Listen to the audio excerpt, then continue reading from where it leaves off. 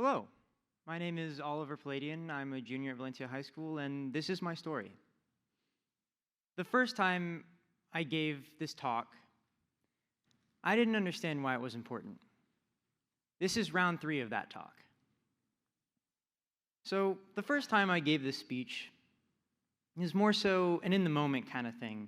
I knew that I was describing student experiences on a committee with teachers and adults, but most of what I had said was on the spot. I just thought of it there, and suddenly I was telling a room full of adults how many Sonic slushies I had as a kid.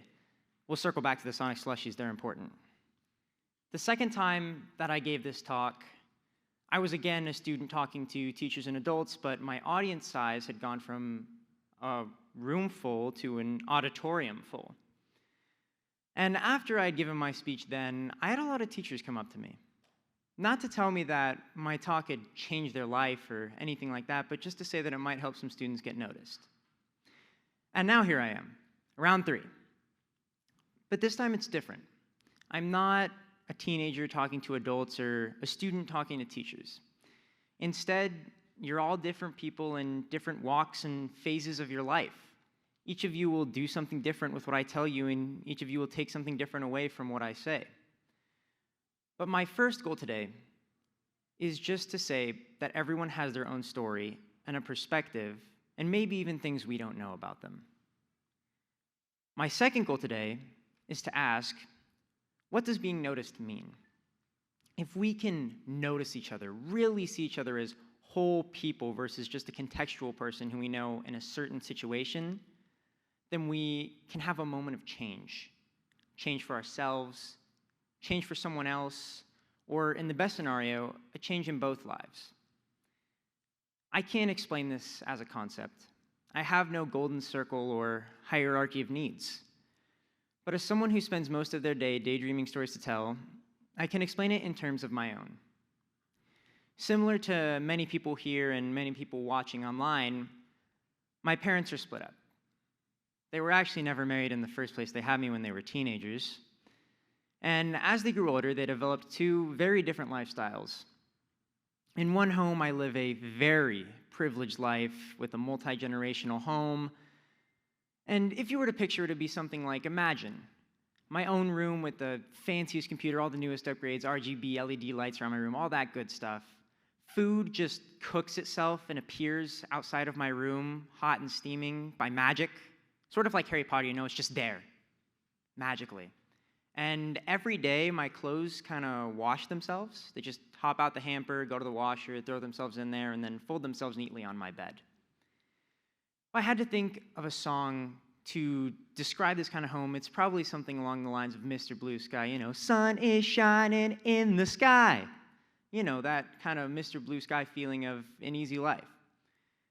In my other house, my parent and I slept on a mattress on the floor with one blanket to share between the 2 of us. Most of the getting around was done on 2 legs, which is why I'm such a great cross-country runner. And then back to the Sonic slushies, I said we'd circle back. Usually we could only buy Sonic slushies if we could count the change out to afford it in the first place. The theme for this house was more along the lines of, here I go again on my own. A lot more going day to day. And this is the kind of house where every day is the weekend, where I didn't have to eat my vegetables or do my homework, because honestly, that's such a Tuesday thing to do, homework and vegetables. And that was my story a long time ago. I was one kid living in 2 worlds. I was switching between NJB pay-to-play basketball and hopping the locked fence of an elementary school to use their courts with my parents. Now, before you disassociate and start texting Janice from work, I didn't think any of this was all that important either. To me, it was just the day-to-day, my life. But the more that I've told this story, the more that I've realized I have 2 perspectives, 2 ways of noticing even. And I've started to discover what it means to know people as a whole and to see them in their own complex stories. And the question is, how do we notice each other fully? Now, this is not a comparison of one home to the other. I'm grateful for things I've learned in both my homes, whether that be how to check the tire pressure on my first car or how to make a belt out of a Walmart bag. But again, this isn't about comparing my homes, it's about being noticed. And one thing that I have noticed with these two perspectives I've been given is homes, how they can be different and how they can be the same, and maybe how we've always had a third home. School is a kind of home to us. Think about it. You go 8:30 to 3:20, normal school day, no zero, no clubs, no sports, no detention, nothing, not even including getting to and from school. That's almost 7 hours on a school campus. That's half your day with people you aren't even related to or mostly are complete strangers. It can all start to feel like, working 9 to 5, what a way to make a living, barely getting by, all taking and no giving. It's really easy to have that perspective, but we gotta turn it around and begin to notice each other. So, what can make school feel like home? It's the people we meet.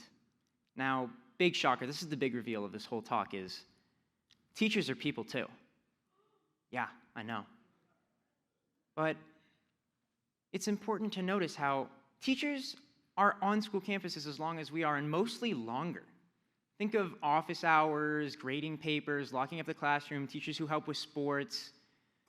And when I was younger, teachers fully noticing me and seeing me as a whole person versus just who I was for the hour I was in their classroom, because I could be pretty annoying, gave me what I needed to make it through a rough Wednesday, a difficult Thursday, and so many impossible Fridays. And I had to learn to give that back.